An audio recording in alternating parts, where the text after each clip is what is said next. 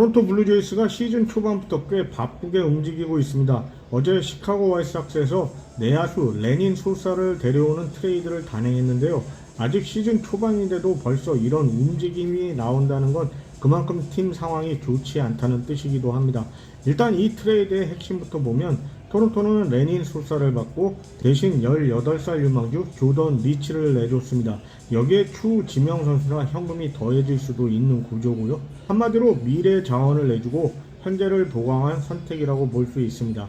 지금 토론토 상황을 보면 정말 비상이라는 표현이 어울릴 정도인데요. 시즌 개막 후 불과 15경기 만에 주전급 선수 10명이 이탈하면서 타선과 수비 모두에서 공백이 생긴 상황입니다.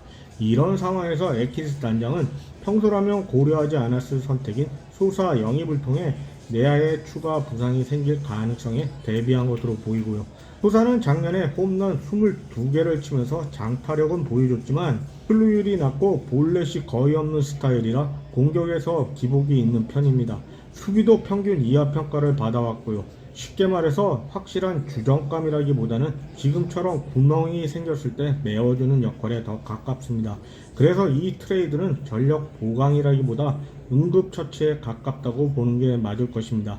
이러면서 토론토에 생각지 않았던 문제가 발생했는데요. 바로 로스터가 포화 상태에 가까워졌다는 점입니다.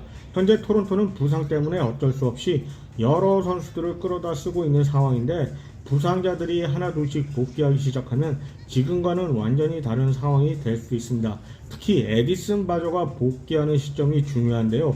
바저가 돌아오면 자연스럽게 누군가는 빠져야 합니다. 지금 로스터는 이미 임시 방편으로 채워진 상태이기 때문에 정상 전력으로 돌아가는 과정에서 정리가 불가피하니까요. 그럼 누가 가장 먼저 밀려날 가능성이 높을까요? 개인적으로 가장 유력하게 보이는 선수는 타일러 피츠제럴드입니다. 최근에 영입된 선수이긴 하지만 아직 한 경기도 출전하지 못했다는 점이 굉장히 큰 신호입니다. 이미 코칭 스태프의 우선순위에서 밀려있다는 뜻으로 해석할 수 있거든요. 게다가 옵션이 있는 선수란 마이너로 내려가기도 비교적 수월하고요.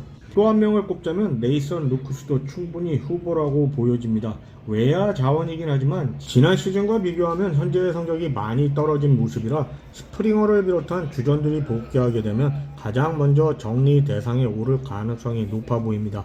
사실 소사도 확실하지는 않은데요.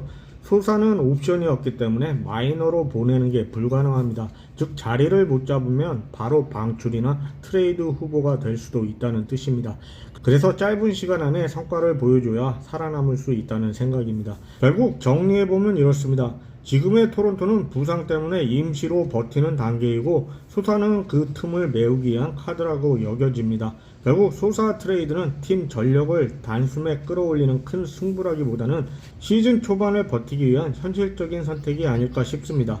문제는 부상 선수들이 복귀했을 때 이 선수들이 어떻게 정리되느냐인데요. 이 과정에서 누가 살아남고 또 누가 밀려날지 지켜보는 것도 꽤 흥미로운 포인트가 될 것 같습니다.